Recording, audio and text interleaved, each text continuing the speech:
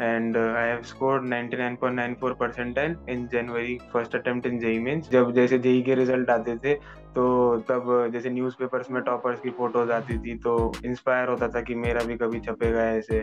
जैसे स्टार्टिंग में तो स्टार्ट यूट्यूब तब हुआ था कि जैसे ब्रेक लिया तो 5-10 मिनट का ब्रेक लिया, लेकिन पता ही नहीं चलता था वो रील देखते हुए कि कितनी देर हो गई, आधा घंटा निकल गया, 1 घंटा हो गया। पहले जहाँ पे 180 190 स्कोर चल रहा था वो फिर ओके। डाउन आके वो 120 ऐसे हो गया था। Can I still crack JEE Main 2023 April attempt? According to me crack हो सकता है, क्योंकि अभी जैसे 2 महीने का स्पैन है बीच में सेकेंड अटेम्प्ट तक, तो उसमें अगर पीवाई क्यूज और मॉक टेस्ट देने से और अगर अपने टेस्ट को एनालिसिस करके कि कहाँ पे वीक टॉपिक्स हैं उनको कंसोलिडेट करके तो हो सकता है क्लियर। हाँ, जैसे 12th की क्लासेस चल रही होती थी तो साइड बाय साइड जैसे वीकेंड्स पे सैटरडे संडे टाइम निकालता था 11th का जो बैकलॉग होता था उसको क्लियर करने के लिए, उनके लेक्चर्स देखना, उसके क्वेश्चन सॉल्व करना।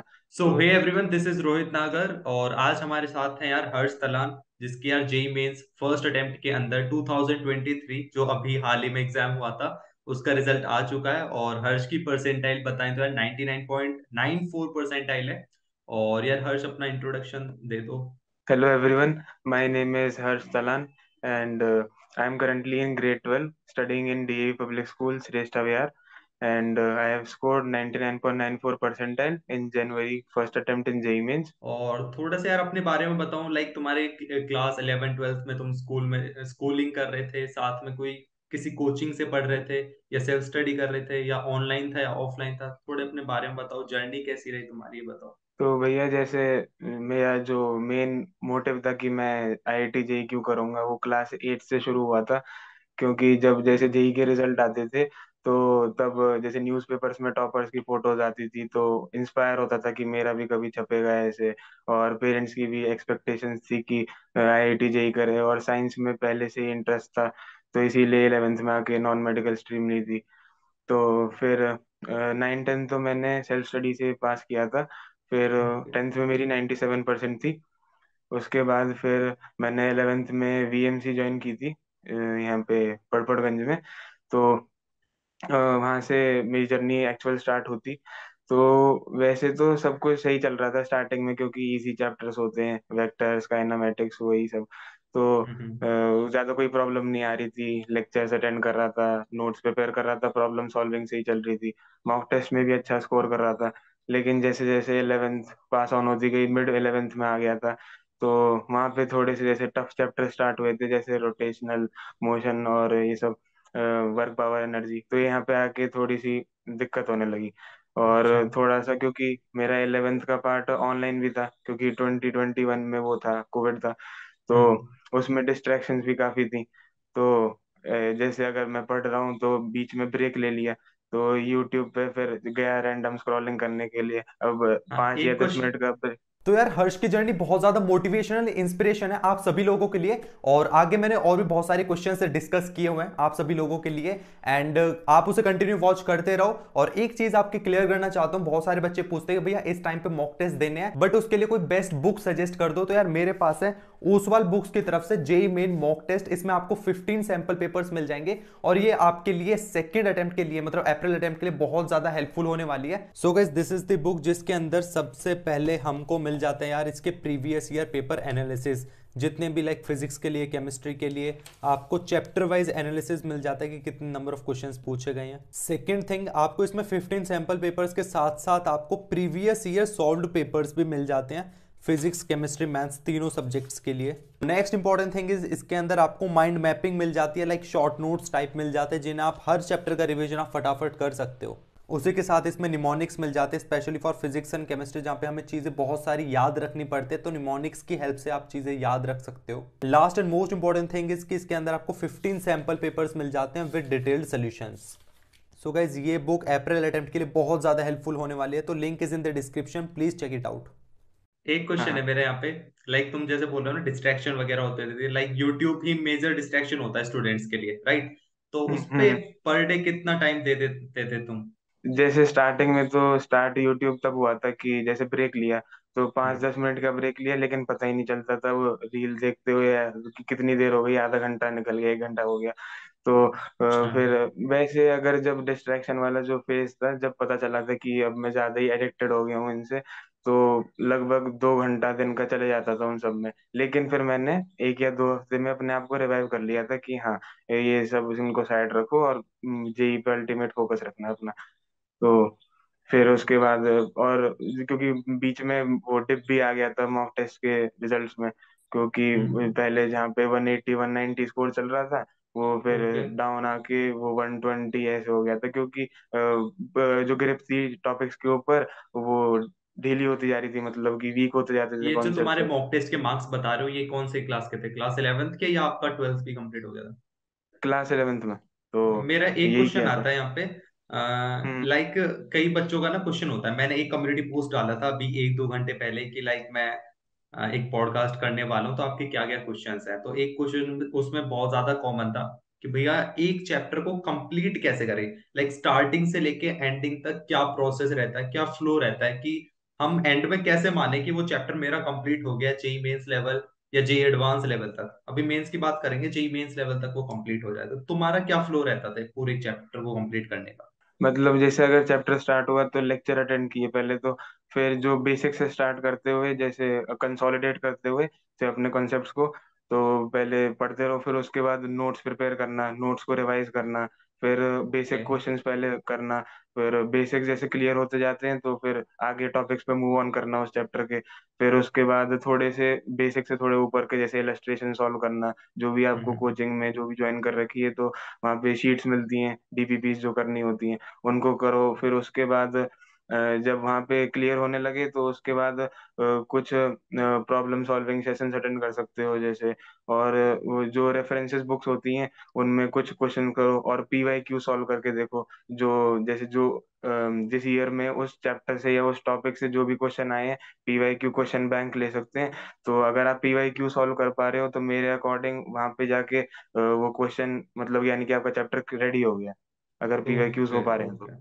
नाइस। और यार तुमने पीवाईक्यूज कितने सालों के किए थे? आई थिंक आपने तो पूरे स्टार्टिंग से एंड तक कर लिए होंगे। फिर भी कितने हाँ, पीवाईक्यूज? फिर भी मैंने ऐसे 2012 से किए थे, जो सारे चैप्टर्स के जितने भी थे, 10 साल के लास्ट तक के मैंने सारे पीवाई क्यू सॉल्व किए थे।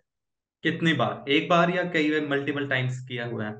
अ, जो जैसे जो चैप्टर्स है ऐसे जिन पे कमांड थी, कि मतलब कि जिनमें कॉन्फिडेंस ज्यादा था कि हाँ ये मैं कर सकता हूँ, तो उनके 1 या 2 बार किए थे। लेकिन जो वीक टॉपिक्स थे, पहले उनके बेसिक्स क्लियर करके उनके बार बार पीवाई क्यू सॉल्व किए थे, 3 to 4 okay. Okay. Times. Okay. Okay. और यार एक चैप्टर का जैसे तुम प्रैक्टिस कर रहे हो है ना, जैसे कोई चैप्टर तुमने थियोरेटिकल पार्ट पढ़ लिया, फिर पर चैप्टर तुम कितने लगभग क्वेश्चन सॉल्व करते थे, क्वेश्चन प्रैक्टिस? पर क्वेश्चन मेरा ऐसे रहता था कि मैं पर डे फिजिक्स और केमिस्ट्री मैथ्स में सब में 50 क्वेश्चंस पर डे पर सब्जेक्ट में सॉल्व करता था, around 150 questions per day. Okay, ये आपका ये पूरा कंटिन्यू था 11th और 12th, स्पेशली 12th के अंदर, राइट? हाँ, 12th में, हाँ। और अब मेरा नेक्स्ट क्वेश्चन ये आता है कि आपने ना, जैसे आप क्लास 12th के अंदर आ गए, ठीक है, 11th के अंदर हम्म। हम 11th का सिलेबस कवर करते हैं, सारी चीजें अच्छे से करते हैं, ठीक है, राइट। और जैसे हम क्लास 12th के अंदर आ जाते हैं, फिर हमारे ऊपर थोड़ा सा बर्डन बढ़ने लगता है कि यार अब मुझे क्लास 11 12th का भी सिलेबस लेके चलना है और साथ में साथ 11th का भी रिवाइज करते रहना है। तो वो कैसे मैनेज हम्म। किया आपने? स्पेशली ये क्वेश्चन जे 2024 वाले स्टूडेंट्स के लिए जो भी तो क्लास 12th के अंदर आए हैं। हाँ हाँ। हाँ, जैसे 12th की क्लासेस चल रही होती थी, तो साइड बाय साइड जैसे वीकेंड्स पे सैटरडे संडे टाइम निकालता था 11th का जो बैकलॉग होता था उसको क्लियर करने के लिए, उनके लेक्चर्स देखना, उसके क्वेश्चन सॉल्व करना। तो जो वीकेंड्स पे टाइम मिलता था बीच बीच में कभी मिल गया तो या फिर कई कई बार ऐसे भी हुआ था कि जब जब मैं मेंस पास आने वाला था लास्ट के 2 या 3 महीने में, तो उसमें भी काफी चैप्टर्स बचे हुए थे, तो फिर मैं दिन का रेगुलरली 2 या 3 घंटा 11th के कॉन्सेप्ट्स को देता था क्लियर करने के लिए। ओके। ओके। नाइस नाइस यार। जब जैसे तुम यार 11th से 12th में मूव किए थे, लाइक तुमने कितना परसेंट अपने ऊपर कॉन्फिडेंट था कि यार मेरा इतना percent of syllabus 11th class का कवर्ड है, जब तुम 12th में मूव कर रहे थे? अराउंड 50 to 55% तो था कि हाँ मैंने 11th पे इतनी तो कमांड है। बिल्कुल ही ओके। वेस्टेड नहीं थी 11th।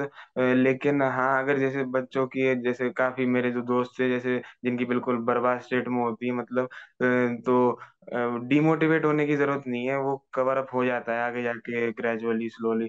जैसे अगर आप टाइम निकालोगे रोज या फिर वीकेंड्स पे, जैसे 12th के साथ साथ अगर करना है तो हो जाता है। हाँ यार, मैं वही कहता हूँ स्टूडेंट्स को जितने भी ये क्वेश्चन पूछते हैं। लाइक देखो, जो एक टॉपर स्टूडेंट भी है ना, और आप तो यार टॉपर हो, लाइक 10th क्लास में 97% और फिर आईआईटी जेई की तैयारी करना और फिर एक बहुत अच्छी रैंक लेके आना।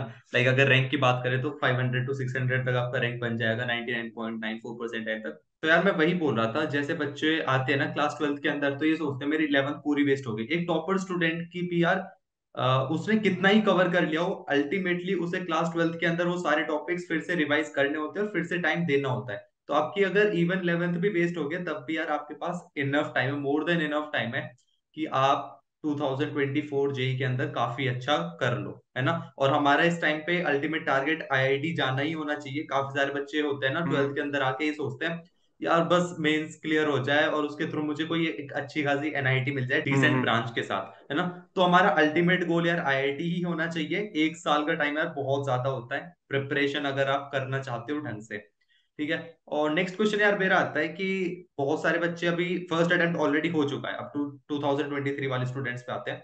फर्स्ट अटेम्प्ट हो चुका है, can I still crack JEE Main 2023 April attempt? According to me crack हो सकता है, क्योंकि अभी जैसे 2 महीने का स्पैन है बीच में सेकेंड अटेम्प्ट तक, तो उसमें अगर पीवाईक्यूज और मॉक टेस्ट देने से, और अगर अपने टेस्ट को एनालिसिस करके कि कहाँ पे वीक टॉपिक्स हैं उनको कंसोलिडेट करके, तो हो सकता है क्लियर। और ज्यादा से ज्यादा थ्योरी से ज्यादा प्रॉब्लम सॉल्विंग के ऊपर ज्यादा फोकस करना चाहिए मेरे हिसाब से। और ये जो 2 महीना है, ये एक तरीके से हर स्टूडेंट को एक लास्ट लैप की तरह देखना चाहिए, कि इसमें जितना तेज दौड़ जाओगे ना, या जितनी मेहनत कर जाओगे, तो लाइफ सेट हो जाएगी मतलब। यार सही में यार तुम कर सकते हो, 2 महीने का टाइम काफी ज्यादा होता है। और यार तुमने मॉक टेस्ट दिए होंगे फर्स्ट अटेम्प्ट से पहले, जेई मेन से पहले, है ना। तो हाँ जी मॉक टेस्ट भैया। में फ्रिक्वेंटली एवरेज मार्क्स कितने आ रहे थे आपके? एवरेज 180 तक होता था, कभी डिप, कभी 200 क्रॉस भी करते थे। लेकिन अगर ऑन एन एवरेज मैं अगर बताऊं अपनी पूरी जर्नी में, तो 180 तक बनता था। ओके, ये पीवाईक्यूज के मॉक टेस्ट होते थे या कोचिंग के मॉक टेस्ट होते थे? कोचिंग के जो फुल सिलेबस 11 12 के मॉक टेस्ट। और आपका इस फर्स्ट अटेम्प्ट में कितने स्कोर बना था? अराउंड मैंने जो आंसर की से देखा था वो 228 के आसपास था। Right right right. और अभी जो अपना जेई मेंस फर्स्ट अटेम्प्ट से पहले एक महीने, मतलब आपका जेई मेंस फर्स्ट अटेम्प्ट से एक महीने पहले लाइक क्या प्लान था? क्या चीजें आप करते थे? क्वेश्चन प्रैक्टिस करते थे? कितने नंबर ऑफ मॉक टेस्ट दिए थे उस टाइम पे? लास्ट के 1 महीने में तो जैसे मैंने हमारा नवंबर में कोचिंग में सिलेबस खत्म हो गया था, हम्म। तो फिर उसके बाद मैंने अपनी 11th स्ट्रॉन्ग करने की ट्राई किया था। फिर मैंने 1.5 मंथ में अपनी जो 11th थी पूरी रिवाइज कर दी थी। दिसंबर एंड या जनवरी फर्स्ट वीक तक मेरा हो गया था 11th रिवाइज। उसके बाद जो जनवरी में जो भी टाइम मिला फिर मुझे, उसके बाद मैंने ऑल्टरनेट डेज पे मॉक टेस्ट देने स्टार्ट कर दिए। फिर जैसे दिन में मॉक टेस्ट दिया, फिर उसके बाद फिर उसका एनालिसिस किया, फिर अगले दिन इवनिंग का दिया, क्योंकि पता नहीं होता, क्योंकि अपनी वो टाइम शिफ्ट क्लॉक कौन सेट सी करनी होगी? होती है। हाँ, शिफ्ट के यस। हिसाब से, कभी मॉर्निंग में दो कभी इवनिंग में दो। तो उसके बाद उसका एनालिसिस हर टेस्ट का किया। फिर जहाँ भी वीक टॉपिक्स थे, मतलब कि जैसे जहाँ दिक्कत आ रही थी, यानी कि जैसे फॉर्मूला बेस्ड कंसेप्ट में, या फिर जहाँ डायरेक्ट फॉर्मूला भी यूज हो रहा है, अगर किसी टॉपिक में फॉर्मूला भूल जा रहा हूँ, तो फिर उसको फिर फॉर्मूला रिवाइज करना। ऐसे ऐसे करके पीवाईक्यू सॉल्व करके जो क्वेश्चन बैंक्स होते हैं, उन्हीं से फिर अपना एग्जाम दिया था। Okay alright. और तो यार काफी ज्यादा इनसाइट्स पते बड़े, लाइक काफी ज्यादा अपने जो भी बच्चे देख रहे हैं जे 2023 वाले 24 या जो भी डिफरेंट डिफरेंट स्टूडेंट्स देख रहे हैं, काफी ज्यादा मोटिवेट हुए होंगे। बहुत सारे उनके क्वेश्चंस थे वो क्लियर हुए होंगे, डाउट्स क्लियर हुए होंगे। और काफी अच्छा लगा यार आपसे बात करके। एंड यार thank you so much for coming to our channel Harsh. And thank you भैया। Thank you so much guys जो भी आप लोग देख रहे हो। और अगर आप लोग भी मेरे साथ पॉडकास्ट पे आना चाहते हो तो यार सेकंड अटेम्प्ट में मचा दो, फोड़ दो, है ना। बढ़िया से जम के पढ़ाई करो। All the very best, bye bye.